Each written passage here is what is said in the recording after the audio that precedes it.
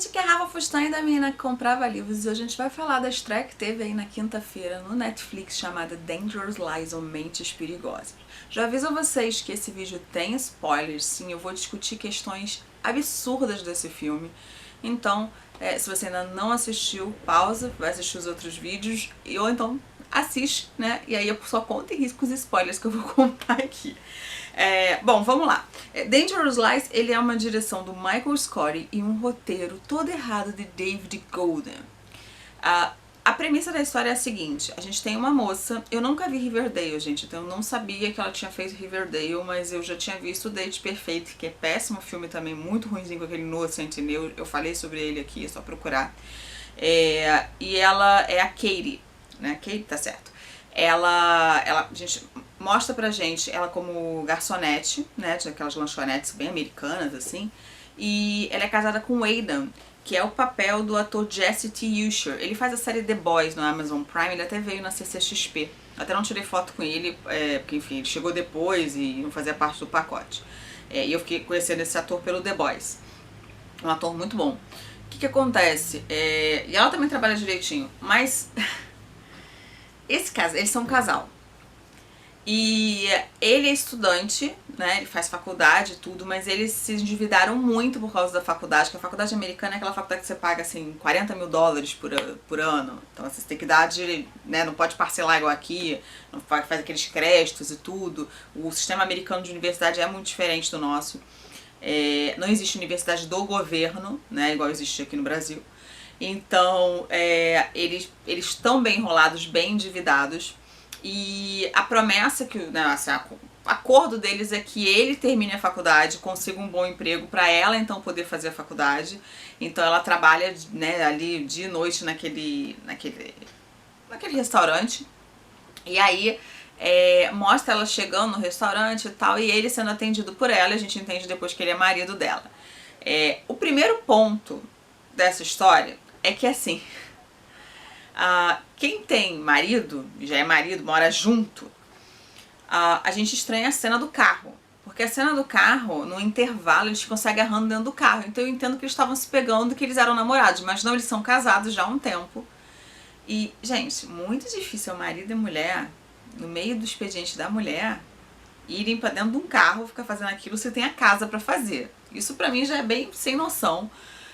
Isso é bem coisa de namorado fazer, de amante fazer, porque não faz muito sentido isso, né? Ainda mais colocar em risco ali o emprego dela.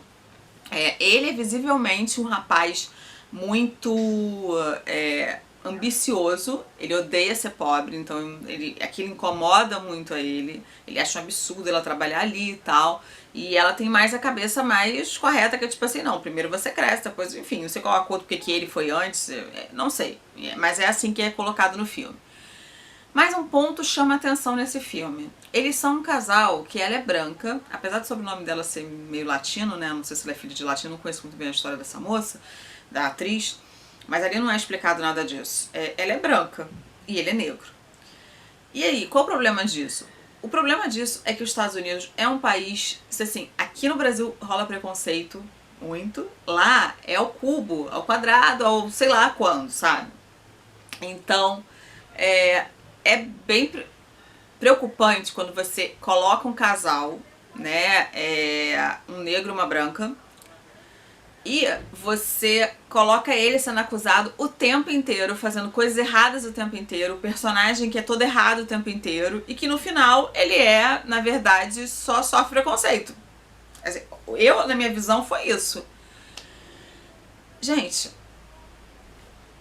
eu tenho até como falar, né, sobre racismo, porque, enfim, eu tenho família em Atlanta, sempre estudei muito sobre segregação racial, sempre acompanhei muito, e eu acho um desserviço um filme desse.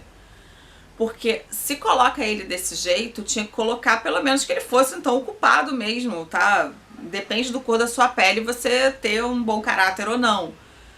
Mas ali é visível como, por ele ser negro, ele sofre todo o preconceito, inclusive da investigadora. O que vai acontecer ali?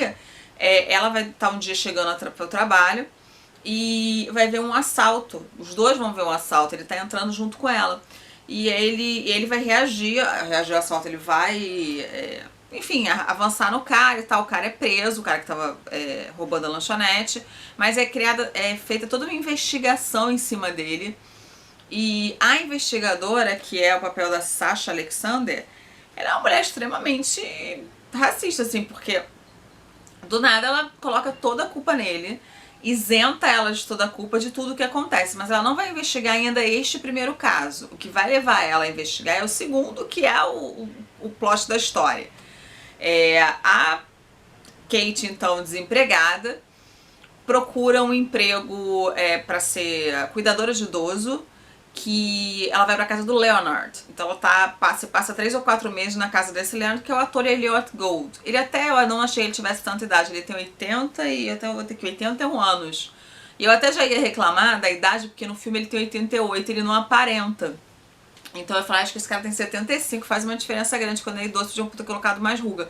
Mas ele tem 81, também não é tanta diferença assim. Mas ela chega na casa dele, ele é um homem extremamente só, que mora numa casa gigante, muito rico, e que aí trata ela bem, tem horário de remédio, né? E mostra-se o carinho que ele tem por ela. A determinada cena, ela vai comentar com ele que ela tá ruim de grana, e ele vai propor ajudá-la, e ela não vai aceitar de jeito nenhum. Mas ela é agenciada de um local desses que igual manda babá, faxineira, cuidadora de idoso, tem essas agências, né, que cuidam disso. Também para checar antecedente criminal, tudo isso. Também fica um ponto de interrogação, porque ela tá no meio dessa investigação.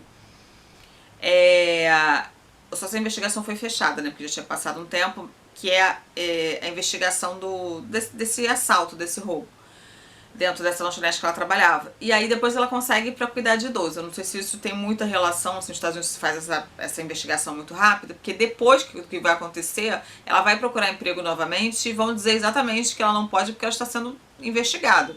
Tudo bem. Detalhes, né? No meio dessa caca toda que é esse filme. Então ela lá, quando ela tá com esse senhor, ela fala sobre os problemas deles financeiros. E esse marido dela larga a faculdade, porque diz que está muito endividado e tal, não quer continuar, ou seja, os planos dele vão por água abaixo, eles estão prestes a ter que entregar o apartamento, eles alugam aquele apartamento, eles não tem mais onde morar, e aí ela faz uma coisa errada, que é pedir para esse senhor um emprego para ele. Esse senhor coloca ele como jardineiro, ele já tinha tido um jardineiro anteriormente que tinha sumido, sei lá como é que era. E ele vai trabalhar então de jardineiro dele, mas por poucos dias. E isso é errado porque a agência não permite que um casal trabalhe na casa de um idoso, até para poder não interferir no trabalho, né? Enfim. E aí ela faz isso por baixo dos panos. E logo depois esse idoso, que é o Leonard, ele vai falecer. Vir a falecer, ela vai entregar uma bandeja pra ele, ele vai estar lá morto, lá num sótão lá que ele tem. E aí começa uma investigação. E aí, gente, é tudo misterioso, porque vai aparecer uma advogada, que é a Julia, que é o papel da Jamie Chung. Ela aparece lá e ela fala que primeiro vai ser investigada, a investigadora vai lá, vai conversar com ela, ele vai falar, ele queria ser cremado, ele vai ser cremado. Então no dia do velório dele, na verdade só tem ela e o marido. No dia que ele morre também, eles encontram 92 mil dólares numa caixa. E eles ficam, vamos ficar com esse dinheiro, vamos ficar com esse dinheiro. Na verdade ele fica mais com vamos ficar com esse dinheiro, ela diz que não. Mas depois que ela fica sabendo que ele deixou a casa pra ela, que essa advogada vai até lá e fala, olha, ele deixou a casa pra você. Ela se sente meio como a única herdeira dele, então ela acha que é tranquilo ficar com esse dinheiro, mas eles colocam num banco lá, num cofre, caixa-cofre, sei lá.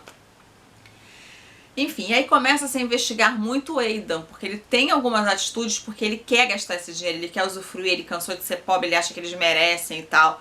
E aí durante o tempo inteiro, tanto a advogada que tem uma cara meio suspeita, porque ela fala, olha, ele dá um toque pra ele, um toque pra ela, tipo, quando essas coisas acontecem, geralmente o marido, né, o dinheiro é seu, né, o dinheiro na verdade não, a casa é sua, mas o marido, enfim, gente, eu sei que é uma confusão, e no meio dessa história toda tem um corretor que aparece tanto quando ele tá vivo quando ele já morreu, que é o papel do eterno James de Twilight, né, que é o Ken Gigante, que é um corretor lá.